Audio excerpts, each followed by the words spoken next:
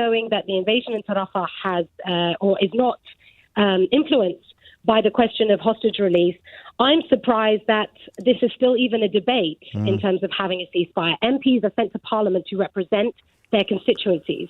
Overwhelmingly, there is support and has been for a long time for a ceasefire. The Labour Party should be responsive to their own constituents and to the people within their party. The majority want it.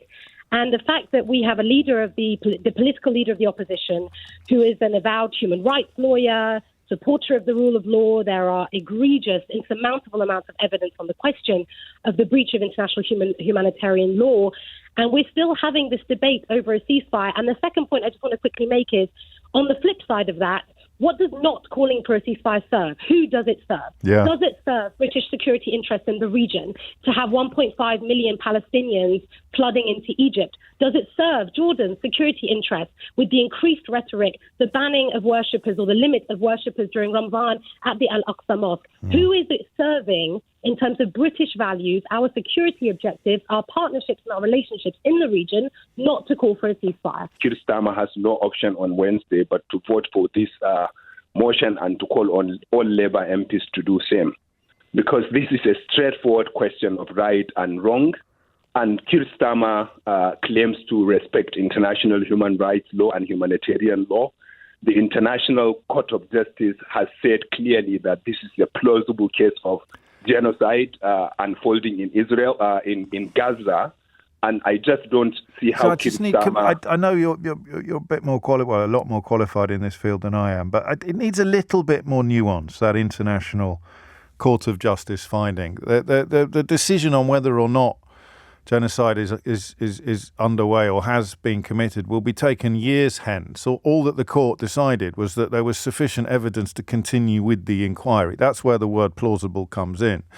There was sufficient reason to continue the contemplation, the court's contemplation of the possibility that genocide had been committed. I think when we say plausible genocide, it conveys a slightly different meaning to people listening than perhaps the court intended. I hope that doesn't sound like splitting hairs, but I personally think it's an important distinction to make.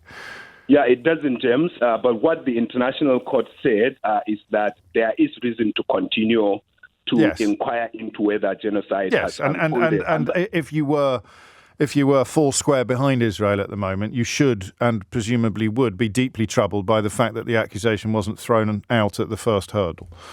Yeah, but also, James, look at other facts. For example, some members, some workers of the United Nations Organization for Palestinian refugees, some of them were accused without any evidence of collaborating in the on the 7th October attack.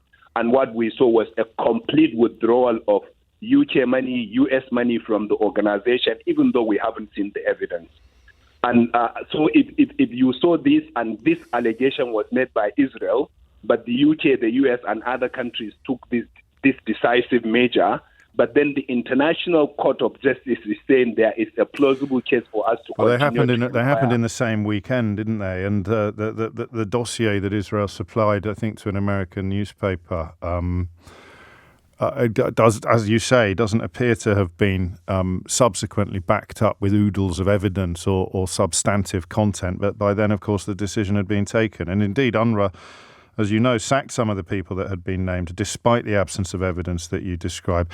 I've been on a bit of a crash course, so I hope I don't sound pedantic. That part of the problem is that the United Nations doesn't currently have Hamas on its list. The UN Security Council's list of terrorist groups doesn't have Hamas on it, so the UN doesn't screen for membership in Hamas during its hiring process, which adds even more nuance to what you're saying. So setting those things aside, if we can, and you may tell me that we can't and we shouldn't, why do you see Keir Starmer's position as being absolutely on rails? There's absolutely no circumstances in which he could not vote for a ceasefire on Wednesday. Because, number one, he has been clear yesterday calling on for ceasefire in his speech. but also because, like I said, we are talking about over 11,000 children that are dead. The stats now show that over 70% of those who were killed in Gaza since 7th October are either women or children. And, of course, look at the context again, James. The Israeli government, now one of the members of the war cabinet, is threatening that they are going to embed Rafah in Ramadan. And we need to understand the context of that. Ramadan is as important to the Muslims as Passover is important to the Jews. It is as important to the Muslims as Christmas is important to the Christians. And what Israel is threatening is that it is going to destroy Ramadan, is going to cancel Ramadan in Palestine, and it is going to stop Muslims from worshiping and praying and fasting. Just imagine someone threatening to cancel Christmas. Again, and I'm only trying to ensure that the conversation is completely open. But again, I have to choose my words very carefully here. I don't think that the celebrations of Ramadan in Gaza at the moment are likely to be even noticeable, are they? Certainly. I mean, this is a brutal position that you put me in, Bulama, but they're already starving. I don't know that fasting is going to be a relevant issue in the context of March the 10th, but I think the symbolism rather than the practice is probably the more powerful point, isn't it? So you could say it would be like attacking Christians at Christmas or attacking Jews at Passover. I don't know that the curtailment or the dilution of the celebration of Ramadan or the commemoration of Ramadan is likely to be relevant because of the circumstances in which these people are currently living. Do you understand what I mean? But I mean, you are making a very important point, James. But what Israel is saying is that we will make it even nastier, even more horrible, even more dire during Ramadan. And I am just saying that this is a clear targeting of the particular festivity or month of Ramadan, which is the most important for Muslims. But there are two other points, James. The third one is to those who are saying this motion cannot change anything on the ground. James, we can say that for every other statement Keir Starmer made on international issue. His condemnation of the killing of Alexei Navalny is not going to bring back Alexei Navalny and is not going to change Russia's attitude. I think his condemnation of the invasion of Ukraine is not going to change. Putin's anything policy. There. And his condemnation of the, for example, persecution of Uyghur Muslims is not going to change anything. We can as well say the UK government should stop condemning anything in international issues because it's not going to change anything.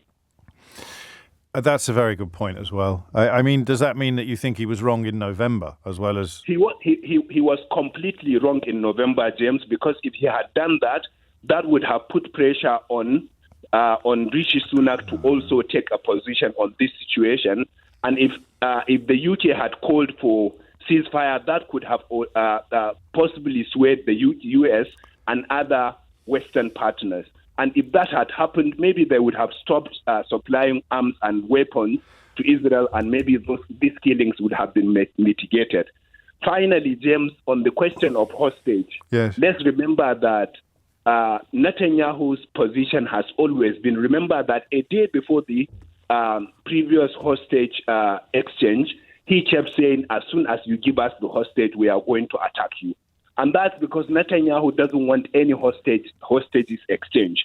He wants to continue this war, and he is the only person that I know who continues to threaten the other party on the verge of signing an agreement. That was what happened in the last hostage negotiations, and he is doing that now so that hostages will not be exchanged and so that people will continue to be killed. A few days ago, he said, if you give us the hostage, we will still continue the attack. And what you are telling Hamas is that we are attacking you with the hostages in your hands. We are trying to be careful not to kill the hostages. But even if you give them to us, we will continue to attack you. And that means the attack would continue, would even be more indiscriminate because the hostages are no longer with Hamas. What he is saying, telling Hamas indirectly is that continue to hold the hostages so that I have reasons to continue to attack you. I'd just like to comment on what you just said about what this is doing to Israel's international reputation. I'd also like to say, what is this doing to our international representation? Yes. And by that, I mean Western countries, I mean Britain, America, Germany, the countries who are still sending arms to Israel, who have withdrawn aid through UNRWA when there is a famine going on. There's 600,000 people in the north of Gaza now who are literally starving to death, which is a process. It doesn't happen overnight, but they are eating grass and animal feed and drinking seawater. So we could be seen, if this eventually does be seen by the ICJ as a genocide, we could be seen as complicit. So that's just a comment I wanted to make on. Yeah. On what you just said. I mean, I've been challenging everything everybody says this morning, but I don't think I can challenge any of that because you've couched it very intelligently in ifs and therefores, haven't you? If the ICJ finds genocide has been committed, then countries that were still sending arms to Israel as it unfolded will be on the hook, won't they? They will be complicit in the eyes of the International Court of Justice. But you know how it works. So they'll start denigrating that. They denigrate the International Monetary Fund. I'm surprised the World Health Organization hasn't come in for a kicking today because they reported yesterday that the only hospital in southern Gaza in Rafah had been rendered inoperable by Israeli bombardments. It's extraordinary, really. And then you turn to this 13% number and you wonder quite what planet is being inhabited by much of the commentary and politicians. But on we go, Annie. Yes, I wanted to say, as far as the vote, I do think that Keir Starmer should whip all his MPs to vote for an immediate ceasefire. Because he is probably going to be our next PM, and he needs to show that he has a moral compass, and B, and very importantly, I think, which is related to what I just said earlier, that he does have a respect for international law, which I think is not being respected by the countries who really are not taking any notice of I don't know whether they were recommendations, the things that the ICJ actually said that Israel had to do, like making sure that aid was getting through. And we know it hasn't been. We know that there have been, blockades at one of the gates to prevent aid from getting through. And of course, Israel should be doing everything it can to prevent that from happening. Well, of course, it could prevent that. We're in a weird kind of vortex, aren't we? Because I have incredibly informed listeners, as has been demonstrated once again today, and the quality of texts and tweets coming in equally so. And it reflects that 13% figure. You think this idea that British newspapers, much of the British media, is united in the belief that Israel is justified in continuing its attack on Gaza, even as 13% of the British population agrees. The conversation seems to be unfolding in parallel, doesn't it, a lot of the time? And you've just reminded us of some of the other things that came out of the International Court of Justice that essentially put Israel on notice, didn't it, you could say, whether you were a friendly critic or a sworn enemy. It put Israel on notice in order to avoid the possibility that this genocide will move from plausible to actual. You must be doing these things, and then measurably and observably, they haven't done some of them.